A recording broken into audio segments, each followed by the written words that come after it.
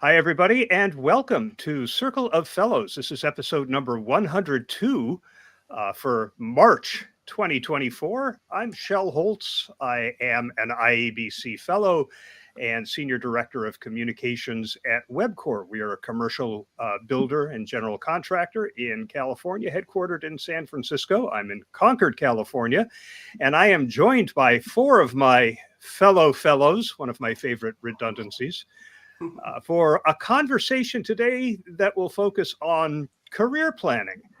And we have a lot of good content and ideas to discuss. So let's kick this off with some introductions. We'll just go clockwise as I see you, starting with you, Amanda.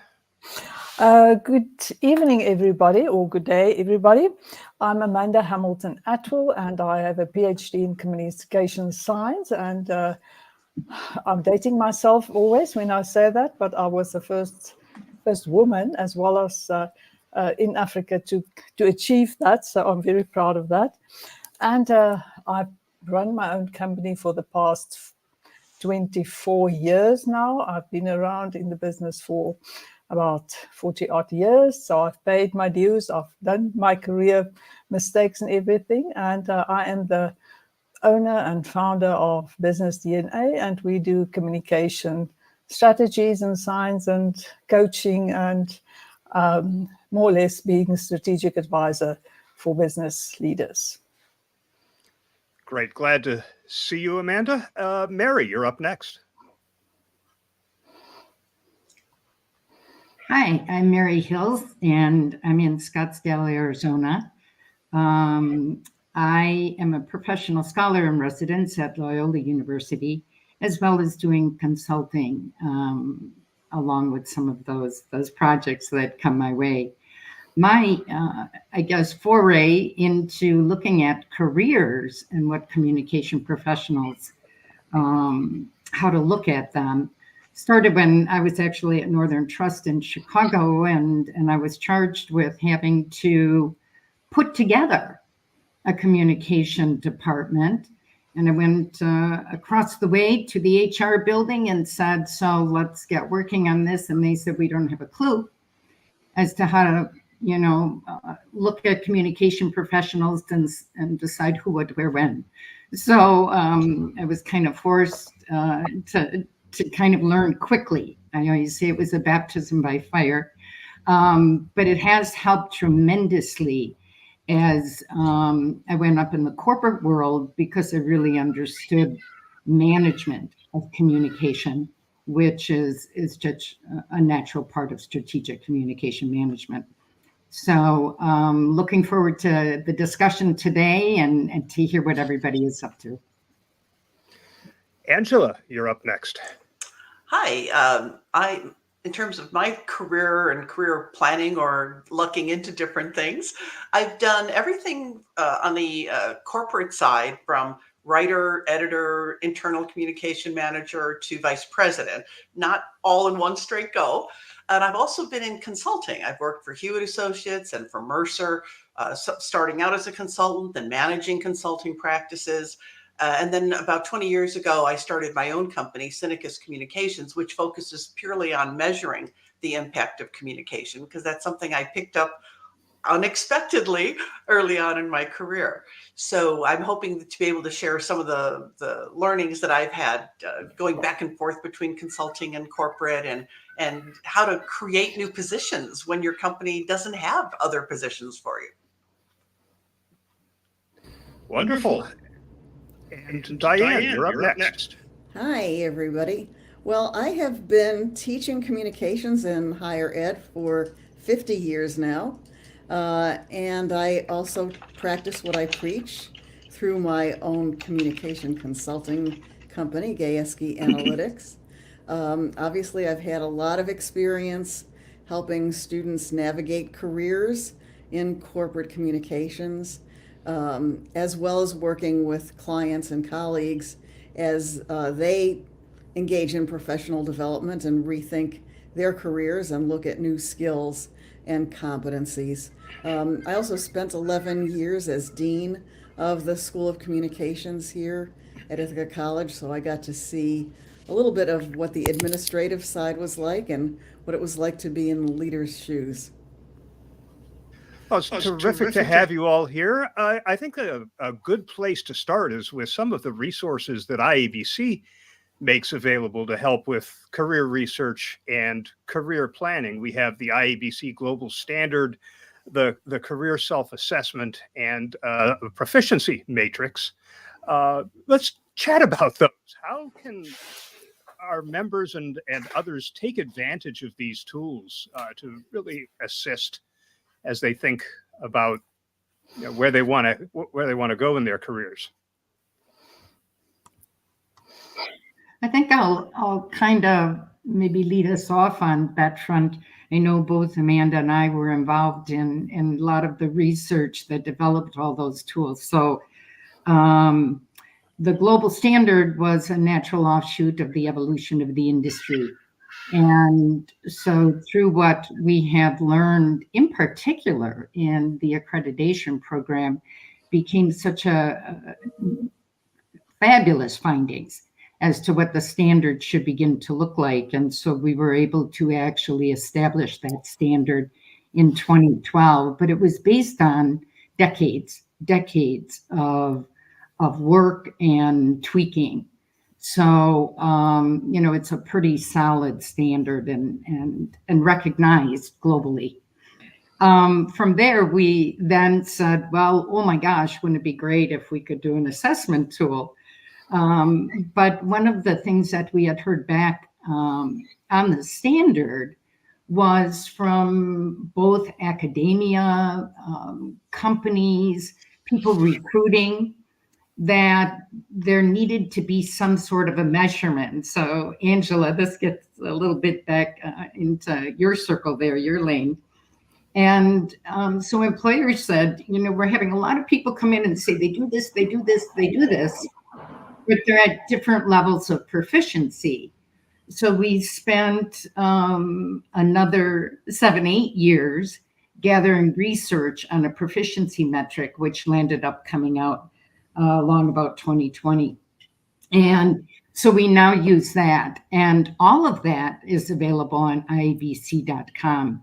And it is an assessment tool. Now, it's a self-assessment tool, but it can be used, data is stored, and so you can use it repeatedly. But it kind of tells you where you sit in the career levels that are formed out of the standard. And then the proficiency metric enables you to actually establish your own proficiency against the IABC proficiency metric. So it really has come a long way, a remarkable long way, even though it seemed like it took, over a decade to get to this point, that it really, the feedback on the tool, and especially from employers and academics who want to use that to help communication professionals plan their own career paths. And I think one of the key findings of everything is it's your career path. It's not the industries that's telling you what you need to do as you move along. You determine what you want to do. And I think that's phenomenal to have the freedom of choice to build your own professional career.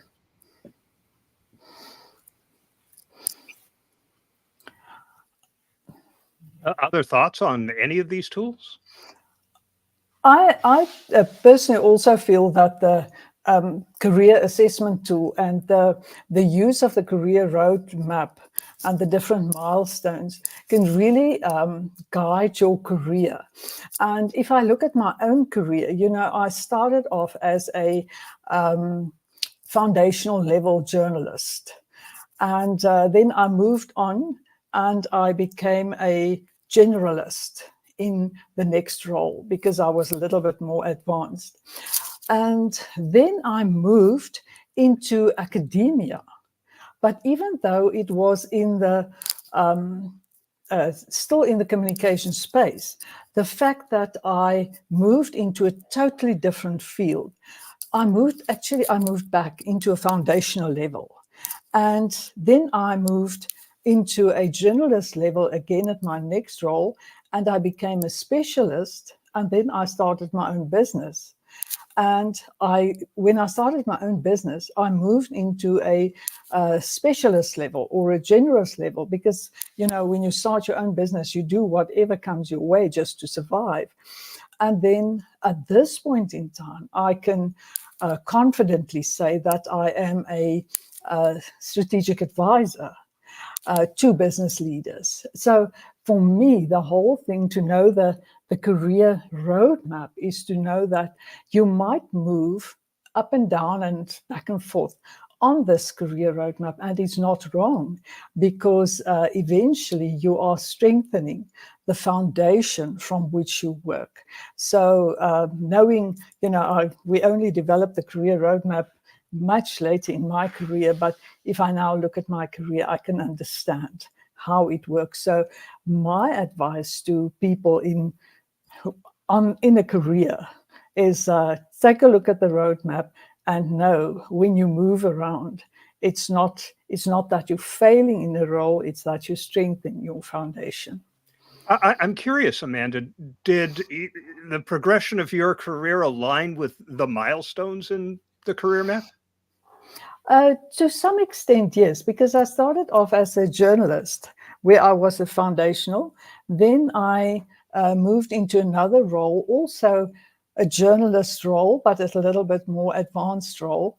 And then I moved into a generalist role, into a foundational role again in academia. So I went back. Then I became a specialist in academia, moved over to business, into a business role where I was a generalist in a research space. And then I'm specialized and I became a specialist in the research.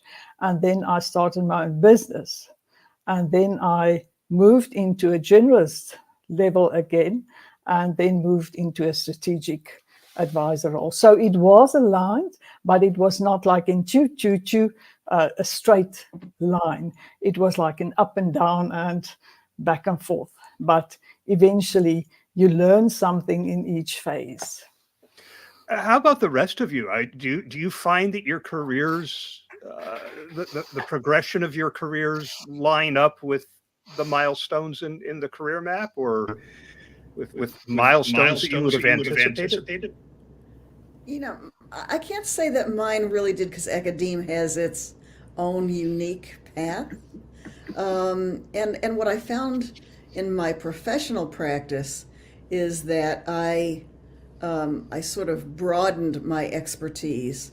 I started out actually in educational media and instructional technology, and only later branched out into other forms of communication. So it was a little more of a horizontal growth.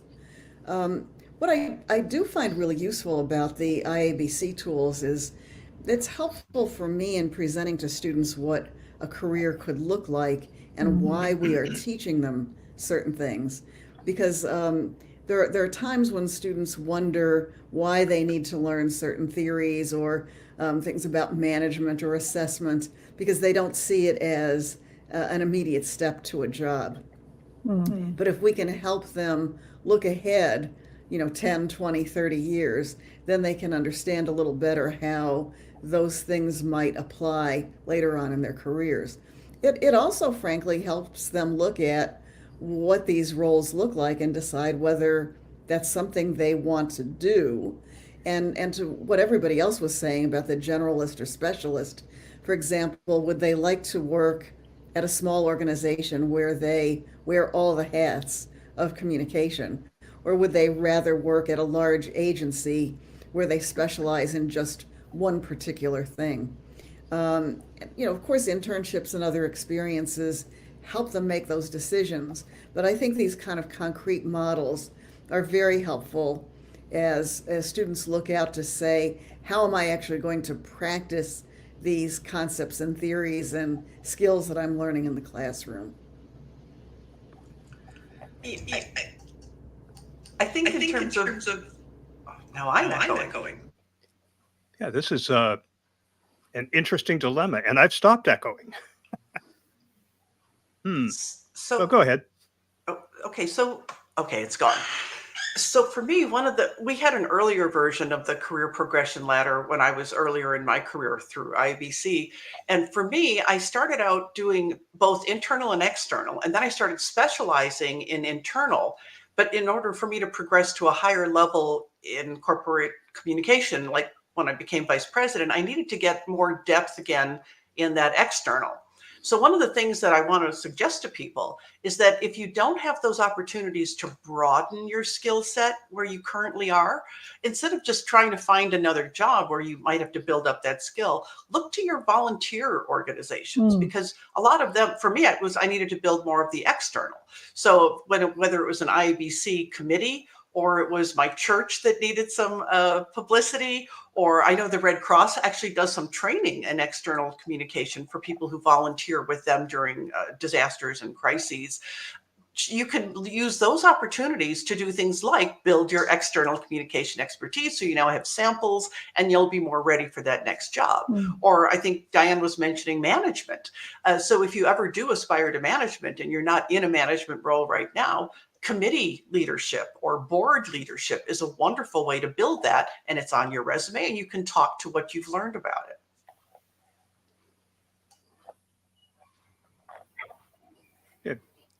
Have we all gone?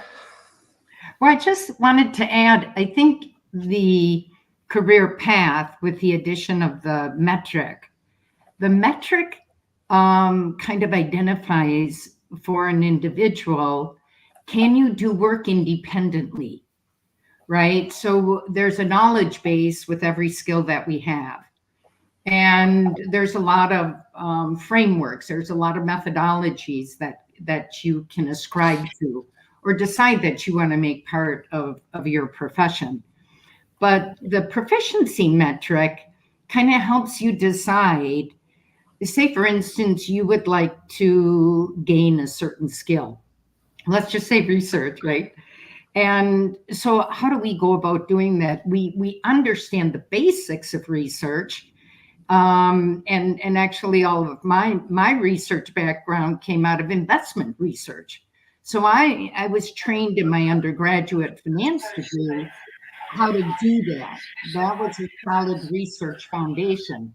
But if you didn't have that, and even Diane, thinking of students in the comm curriculum, the importance of that research course to at least give them some sort of a foundation. But even if you go into a volunteer situation, try to find that mentor, try to find that person who has maybe kind of run down that lane before and who can kind of guide you and provide some insight.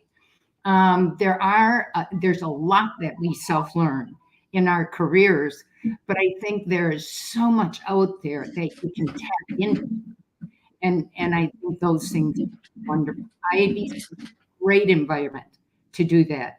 There were so many fabulous professionals. You were able to develop not a network just even for job searches, but just for a knowledge base that you could tap into.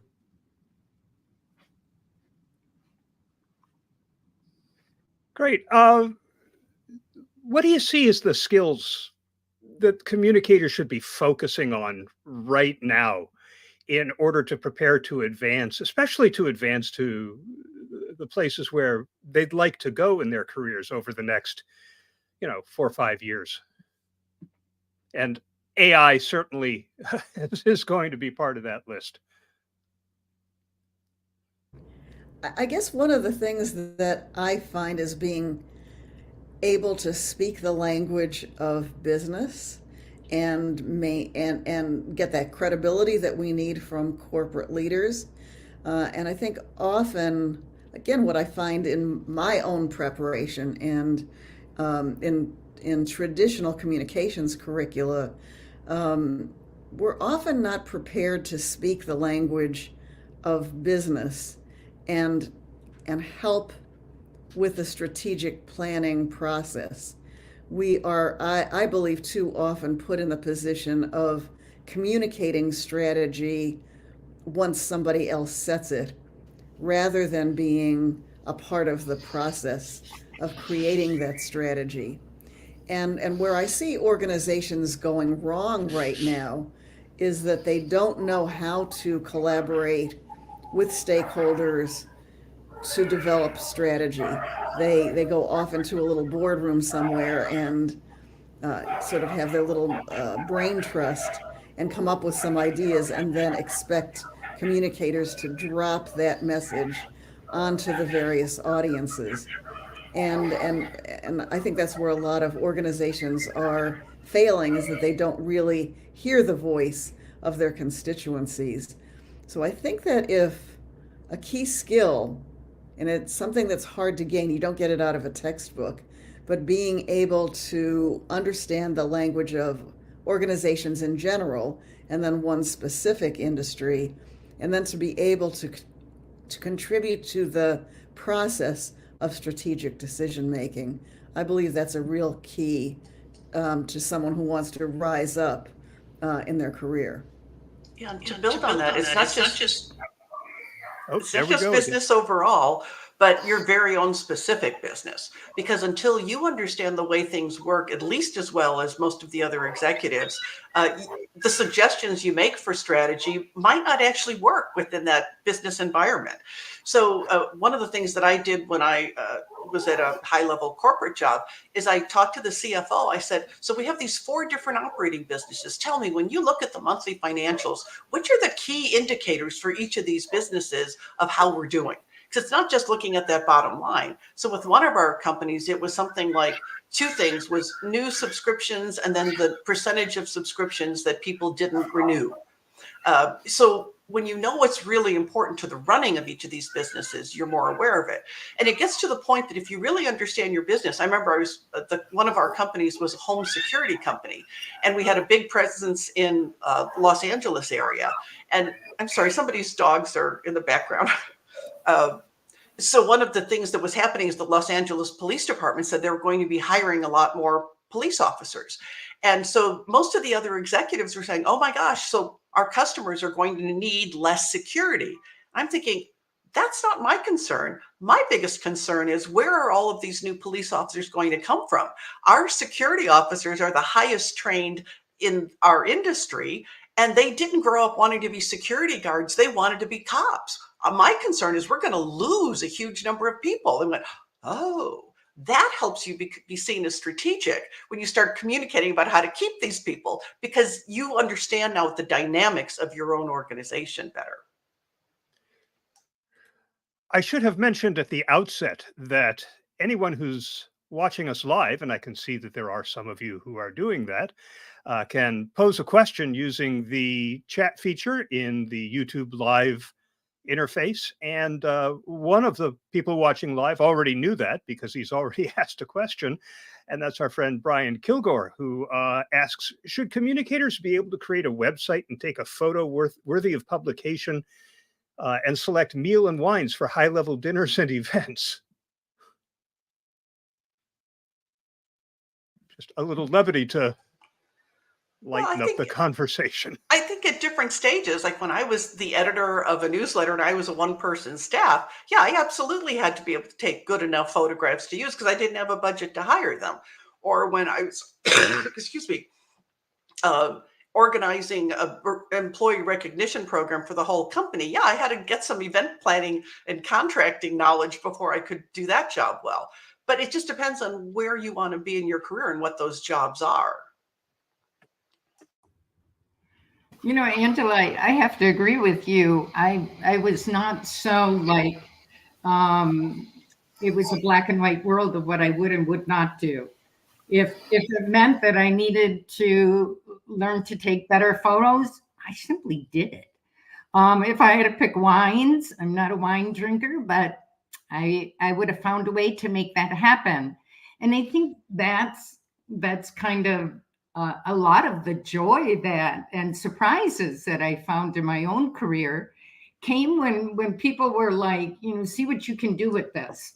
And I'm sitting there thinking, here I go again. You know, it's like reinventing the wheel. Well, I didn't have to reinvent the wheel. And in particular, I have to say again, I used a lot of people in IABC and said, we need to have a little coffee time. We need to have a little cocktail or something. And we need to talk about this.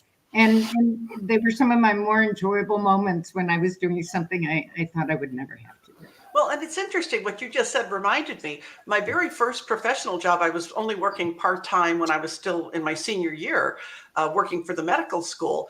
And I was getting a journalism degree, but a lot of the things I was doing went beyond the newsletter. It was planning the medical student picnic, or running around taking pictures, or writing scripts for instructional videos. So when I went for my next job, I said, what I really want is to edit a much bigger publication. That's what I think my next career move is. And I found when I did it that I missed the variety of things. So I learned something about what I needed in my job that made me happy was not just what I thought I needed. It's actually something I had done. I appreciated more after I had been doing it. Well, sorry, Shal. Go ahead, Amanda. What I find is that sometimes the students come, they now graduated from university and they go into their job and they think they are going to develop the strategy. They're not going to develop the strategy. They're going to develop the website. They're going to write the story. They're going to take the photograph. And because they are at a foundational level, they need these things. And we all started there. We all did these things. And I think that it's important that they know that they will do it, that they will eventually do the strategy, but that they need these things. But what is a major concern for me is this, with this AI and people using AI to create content, I experience that young people lose their confidence to write creatively, to write original text, because somewhere along the line they learned that AI can do it better. ChatGPT will write an amazing story. You just give a couple of cues and they lose that confidence. So for me, the writing skills, telling the story in words, telling the story in pictures, and then being able to put that onto a channel, the appropriate channel. For me, those are skills that they need at the foundational generalist level. And if you don't have that, somewhere along the line, you will not be able to make the right decision that you have to make. So build these basic skills. So Brian, yes, they need to create a website, take a photograph, and even order wine. I will add that the job I have now, as I mentioned at the outset, I'm a senior director, part of the leadership team in the organization. But there's only two of us on the entire team. And there's a lot of tactical work that has to be done. And if it's going to get done, I'm going to do some of it. I also develop the strategies and I spend a lot of time counseling, but I have to write articles. I have to take photos. I have to edit video. It just comes with the territory when you're part of a two-person team. So I would agree. I think not only are these skills that you should acquire early in your career, but they may come in handy down the road. This is a job I am very happy with. Every now and then I wonder, wouldn't it be nice to be at a Fortune 200 company with a staff of 20 communicators where all I'm doing is strategy, but I'm having a good time. So, you never know where your career path is going to lead in that regard. Amanda, you brought up, I'm sorry, go ahead. I was wondering, I remember in Circle 101, you had a real insightful comment on a seat at the table. And I don't remember exactly what you said, but it was it had to do with what table and where that table is. And do you recall saying that? It was great. I do recall saying that because the quest for the seat at the table is a routine trope in communications. And in most organizations, there will only be one seat. at the table for a communicator, regardless of how many communicators are in the organization. And pursuing that seat seems like a fool's errand to me. Even if you are the senior most communicator, it seems to me the way you get there is not by having a seat at the table. It's by getting the call from the executive before the meeting that brings people to the table. You want to be the person that they turn to when the issue arises, not the person they want to have at the meeting necessarily. So I think this idea of the seat at the table has gotten a little overblown and silly. We do have another comment from Charlene L., who says, my career spans some 30 years in communications in South America, the US, and the UK. I've seen over and over the most important thing is to have comms at the EXCO level, executive communication level, I guess. Then it's possible to understand and contribute strategically. Executive committee, I think. Executive committee? Okay, I haven't seen that particular abbreviation before, but that makes sense. It's a typical South African one, and it's not South America, it's South Africa. Oh, okay. Yeah. Again, acronyms that I'm not accustomed Alphabet to. soup. Alphabet Yes, it soup. is indeed. Thoughts on this? Well, I think it's important to have communication people at the executive level, but how do you get there, and how do we convince the executive level that we actually contribute? And I think we start doing that, and communication professionals, because usually when they start a communication department, they will appoint somebody at a tactical level to do things, to run a newsletter or something. And if we do that good enough and build our confidence and credibility, then we will grow into a more strategic advisor role. So, we need to do the basic things right to get to the strategic things. I think that's how you get there. I think another opportunity we have is when they are first hiring us into the new position, especially if it is a higher level one, to be very clear with whoever your boss will be, how they see what your role would be. Will you be sitting at the table? Will you be consulted in advance of things or not? And then explain how important that is. I know for me that one of the most useful job negotiations I did was for a job that was positioned as director of communication, and pretty good salary. And I would be reporting directly to the CEO. But when I learned that everyone else reporting to the CEO was either a vice president at the corporate level or a president of an operating unit, and I would be the only director, and by the way, the only woman, not a coincidence, I think, I explained that for some of the things he wanted to get accomplished, a director would not have the same amount of political clout working with those presidents of those other units that a vice president was. So I said, let's make a deal. Give me the title of vice president, and let me be at every one of those meetings so that I can really make a difference, and I'll take a lower pay cut. And if you see that I've made the right decision, I would hope that my pay would come up pretty quickly in the next couple of years. And he was kind of shocked, but that's what got me in the right position from the get-go. And so I think we lose that opportunity if we don't negotiate correctly up front in these jobs.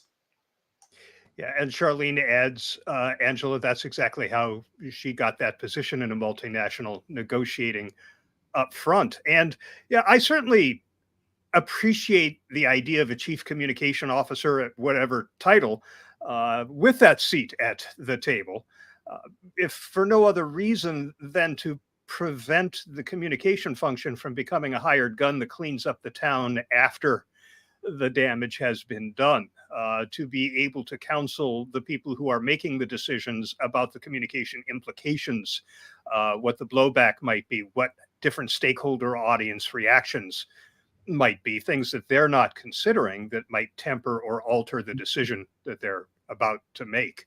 I think it was Dean Landesh who coined that term, that communicators are hired guns. We're getting some good engagement here with our audience. Mirko, Petrochevich says, many new grads seem to be entrepreneurial, starting their own companies or in the tech sector, be the only comms person in a startup. They're strategic advisors at 22. Any advice for them?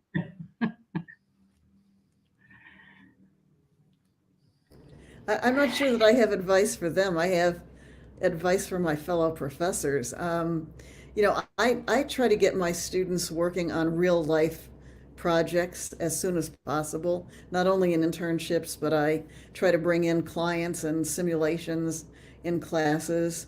And I think, it's a really astute observation that this generation is very interested in entrepreneurship, either in a role of helping other people who are entrepreneurs and they'll be part of a small startup, or they're using their communication skills to start their own businesses. I just facilitated a course a couple of weekends ago, bringing in 5 alumni who had started their own businesses while they were in college. And they used every resource. And if they had to do a web design or had to do a presentation, they made it around their company. They made it their business to enter every business pitch competition and get advice from professors. And they walked out with a small business already started, and some of them a few years later are tremendously successful. So I do think that that's a shift that we may see overall in IABC, getting back to our beloved association and its career paths, that it might our skills might take shape and be used in new ways, in different ways with this generation. I think also the idea of having one job is quickly going away. We kind of say it pejoratively that people have a kind of a side hustle. Well, from what I can see of many of these young people, they have to have a side hustle to be able to afford an apartment. And they are looking at multiple sources of revenue streams and contributing their knowledge and skills. So I think it's going to be an interesting ride over the next 10 years to see what happens to people who are trained in our profession. I think, Virgo, one quick piece of advice I'd say is that, especially when you're new in the job, you really want to start using all those skills that you just learned about doing. And a lot of that would be things like using AI, creating videos, doing the stuff, using all these shiny objects that we've been trained to use. But I would say that they should put aside a certain amount of hours every week to do nothing but think strategically, whether that's interviewing other leaders about what the needs of the industry or the business are. Because if they don't carve out that time, they will get subsumed by all the things that they have to do, especially if they are an only communicator in the organization. I can go back to the work that we did, we have worked with Purdue incubators at Hyman Hills for probably the last 10, 15 years. Obviously, a lot of those incubators are technology companies as well, coming out of a top engineering and tech school like Purdue. So, but one of the things, it's a natural fit, right? The, live or die, survive of an incubator is entrepreneurial, right? You are focused on just today. You have this vision that has kind of been put together that got you a little bit of funding, but you're really living, day to day in those first couple of years. One of the things that we always worked hard with, working with those incubators and startups, was to create advisory councils. So with startups and incubators, you can get a lot of angel help on that, right? Almost every state in the US has a system that supports that. So it's former CEOs, former industry execs, whatever, that step in to kind of help that startup, kind of get to where they're supposed to be in their 5 years, right? So again, find advisors. You probably don't even understand what that means if you're just coming out of an undergrad program. But it's okay. That's just baptism by fire. If you can take the fire, you're going to be fine. So, but a way to kind of mediate some of those growing pains you might feel would be to find people who will serve on your advisory council in those cases. I want to go back to Angela's suggestion about strategic thinking and having strategic time every week. And I think it's not only for the smaller companies, the startups, the new entrepreneurial generation. I think any person, any communications professional should allocate that, ring fence that little 3 hours a week to sit and to read and to think strategically about what they've read. And for me, that's also the value of belonging to an association like the IABC, that you can have you can create a community where you have these strategic discussions about issues that you are working with. And now with online, you can have a global community and get people together to talk about something that really bothers you, that you don't see the solution. So for me, that's one of the major benefits of the IABC, that it's such a wealth of knowledge sitting there. And my experience is that people are so prepared to help. You hear a person speak at the conference, you send them an email afterwards and say, you said that at the conference, I have an issue with this. Can you help me? Can you advise me? Can we chat? And I've never, ever been turned down by any person. I'll echo that. It's remarkable. And at the risk of turning this into an IABC membership commercial, I have found throughout my entire career that anytime I needed help, I could pick up the phone, call anybody in IABC, whether they have heard of me or not.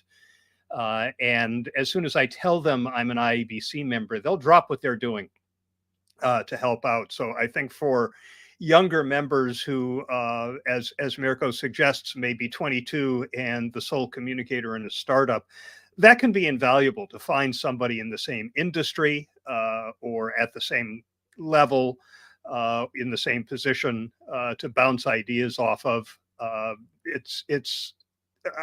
have belonged to other associations. For example, I was a member of the National Investor Relations Institute when I was handling financial communications, and it was not like that. They didn't have time. In another communications agency, if they couldn't bill, they weren't interested. But IABC, it just seems to have this culture of wanting to be able to lend a hand. The other point I wanted to make was that several years ago, Bill Briggs, who is also an IABC Fellow, was the dean of the journalism department at San Jose State University. And he brought me in to talk to the faculty. And one of the questions I got was, what are they not teaching that they ought to be? And my answer was entrepreneurialism. Because the nature of journalism was going through change, and that change continues dramatically now. How many journalists are earning a living by selling subscriptions to a Substack newsletter, for example, or looking for alternative means of employment than what was typical when I was in journalism school? I think our profession may be facing that same challenge in the near future, and AI may be a big reason that that's happening. That we're going to be looking for new ways of delivering communication within organization, and the hiring models may be different. I wonder, if you have any thoughts about where that change might head and how people might anticipate those changes in their career planning.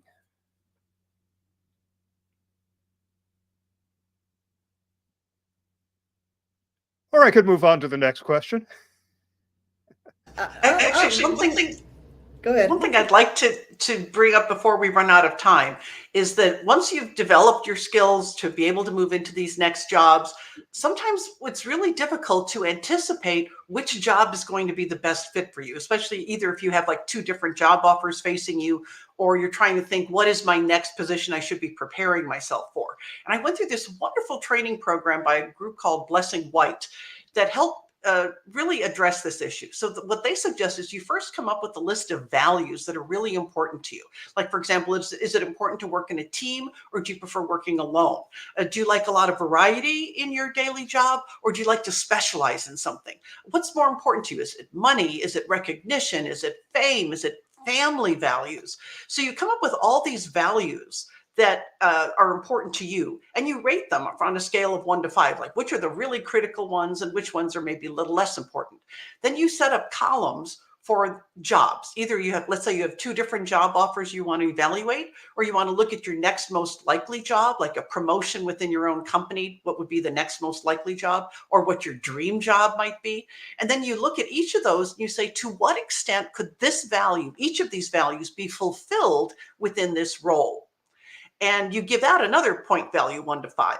And what you end up doing is you multiply how important these values are times how much you think that this value could be fulfilled in each job, and give it all a total point score. And I was really shocked when I did that, because my next most likely job wasn't going to give me as much as I thought it would. I needed to really move in a different direction. And my dream job wasn't going to be a good fit for me at all. So I was able to put that dream aside and start building a different kind of dream. But that was such a useful process for to what extent will the things that are important to me be fulfilled within this job? And if you don't really know, this would be a great time to talk to people who have those types of jobs and do a little informational interview with them about what the job is really like day to day. That was the best advice I had that helped me make the best decisions for every job going forward. A few years back. Oh, go ahead. I was just going to say, in terms of the question you were going to bail on, I think with AI, kind of a framework, and Diane, maybe you've kind of been involved with this a bit as well, is looking at the things that AI can help you with that are cooperative. For instance, like it can help you write. There's a way that is very beneficial to you as a writer, and you can improve by using AI. I mean, there's obviously constraints, and you have to follow that framework. But there are frameworks and models that are out there to guide you to do that. And so if you're looking at those kind of skills, for instance, your writing and how AI improves that. But the things that AI does that become competitive, in other words, we think they're going to replace what the skill is that we do. That AI is not quite out there right now. And part of the issue with AI and Chat GPT is because AI writes, when you use Chat GPT, right, it gives you a summary, and yeah, it wrote for you, but the references, the sources aren't there, right? So we grabbed it from somewhere. Now, my understanding is that there are additional generations of the product that you can get those sources because you're going to need them. But what it also does is when Chat GPT delivers that summary, then it goes out into the space, and without verification, it becomes part of the next research question that goes in to Chat GPT. So you can see the whole idea of it. It gives new meaning to fake news, right? And fake that's going on out there. So we don't have that reassurance yet with AI. But in terms of what you do in your career, and if you want to think how it might, where you can use AI, use it in those spots where it works with you. It becomes a partner with you in the work that you do. But if it is replacing, the product probably is not quite at the point where it can replace you. Yeah, I think that AI is being used primarily as a writing tool by most communicators, which I think is unfortunate because I find that its value lies elsewhere. For example, if I were going to head out for an interview for a job, I might go to one of the AI tools. I've been using Claude a little bit more than ChatGPT lately.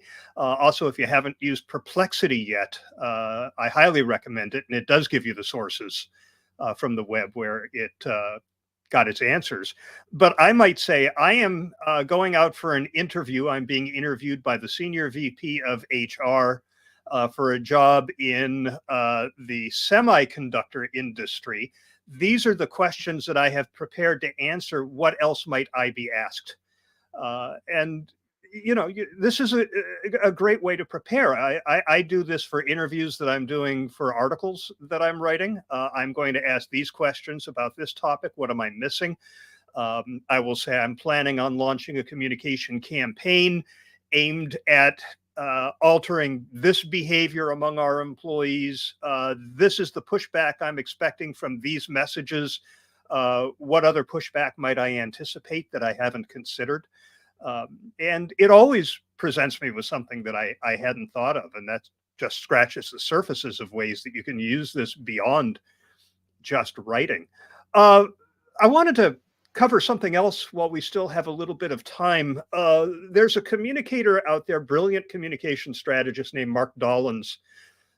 He ran internal comms at Pepsi. He managed the communications for the merger between Dow and DuPont. He's now on his own with his own company, North Star. But years ago, he developed a communications competency matrix. What competencies do you need as a communicator, and what level do those competencies need to be at for different stages of your career, as an entry level, as a manager, as an executive? I think there may have been 5 of those levels. And then he could go into a company and conduct a competency audit to see what was missing from the department. And based on the work the department was expected to do, they could say, oh, we need to acquire these competencies. There's only 3 ways to do that: hire, train, or outsource, right? But I worked with him to develop a version of this that was just on digital technology for communicators, because that was just one competency in his matrix. Is it worthwhile looking at the set of competencies that you have, identifying what's missing based on where you want to go in your career? And if it's missing, how do you fill that gap? Well, I think oops, now I have an echo. I think the IABC assessment tool will help you, because that is based on the principles, which indicate the principles of what we as communication professionals do, and that the assessment tool will indicate you at what level of proficiency you are on the different principles, and what your strengths are, and what your weaknesses are, and at what level you are, and what do you need to develop to go any further. So I think the IABC assessment tool and the proficiency matrix that Mary spoke about is excellent tools to use that. You know, I think I mentioned earlier ways of getting some of those skills you might not have with volunteer opportunities, nonprofits, board experiences. But another thing is within your own company. So when I was at the Chicago Tribune, I was doing the employee publication. There was a young woman who was a secretary in another department who was working on her journalism degree, and she volunteered to help write for free, which, I took immediately because I didn't have any budget. But so look within your own organization. There might be opportunities to work with another department. For example, I was at another job where my job was doing the alumni publication, but right down the hall from me was the public affairs department for the whole campus.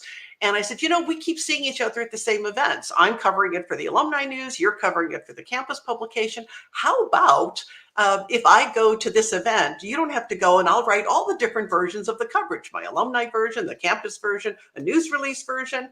And so they said, sure. And so they helped me out. I helped them out. But that's another way I gained some of those external communication experiences that I really needed. So look also within your own organization for opportunities.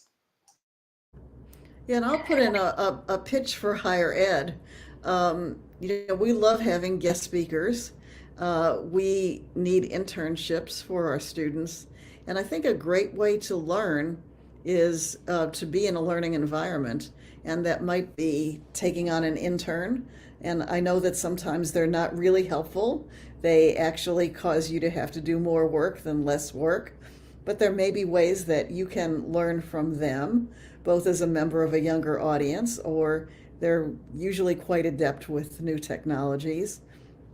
I think getting yourself back and tapped into a local college or university that's teaching communications, and whether you do it as an adjunct and pick up an entire class, or do a few guest lectures, or perhaps offer yourself as a client in some classes. I think those are great ways to learn and teach at the same time. I'll put in a word for go ahead, Mary. I think the other thing that, and I always look whenever I look at my CV, and it lists all the certifications I've had through the years, and some of them I look back and I'm like, oh, good Lord, I was certified in Lotus 1, 2, 3. People don't even know what that is anymore. They think it's a flower. And so, but I think certification, because we see that it's a body of knowledge that a certification has been built around. And that usually has had the peer review that is necessary for a skill or a competency. It's not someone who said, I've had this blinding flash and I'm going to toss this out there for people to start thinking about. There's a little bit more chutzpah behind it. So I think the certifications or those kind of things that you can be involved in, and of course IABC has those that come out of ISO, which is really a statement in and of itself. So I think any of those kind of things. I know I did Six Sigma through the IBM program, and it has held up amazing for me over the years that I've held that. I'll put in a pitch for volunteering. I know that one of the reasons that I stepped up for the IABC Los Angeles board was that I didn't have any real financial experience. And I wasn't the VP of finance, but as president, I certainly had to be responsible for the books. So that was one message I could take back to interviews in terms of financial. I hadn't managed a department yet, but I got this experience on the IABC Los Angeles board. We only have about 2 minutes left, but I'd really like to ask very quickly about recruiters and how recruiters might be able to help you on your career. If one of you could share a thought on that before we wrap up.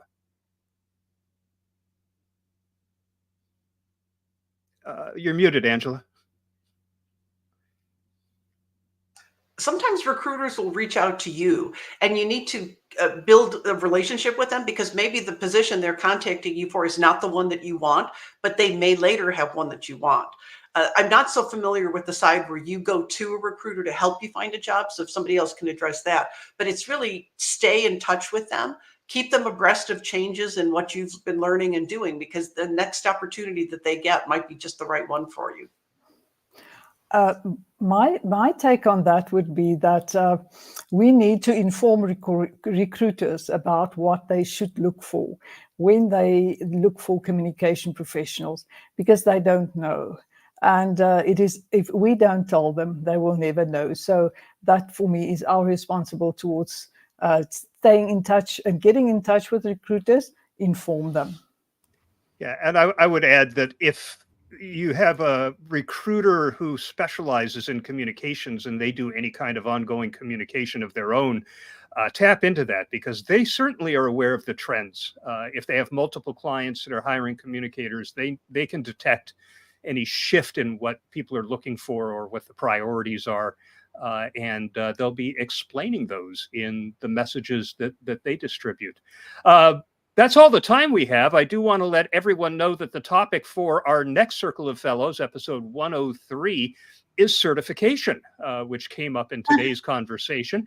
And the panelists are going to be Zora Artis, Ginger Homan, Cindy Schmieg, and Brad Whitworth. So that should be an excellent conversation. I want to thank Anna Willie, as always, for her outstanding effort in pulling these together. She is our producer, executive producer, boss, whatever other titles we want to bestow upon her, but none of this would happen without her. So thank you, Anna, and thanks to the panel for a great conversation. Until next month. Thank you. Thank you. Thank you. Bye-bye.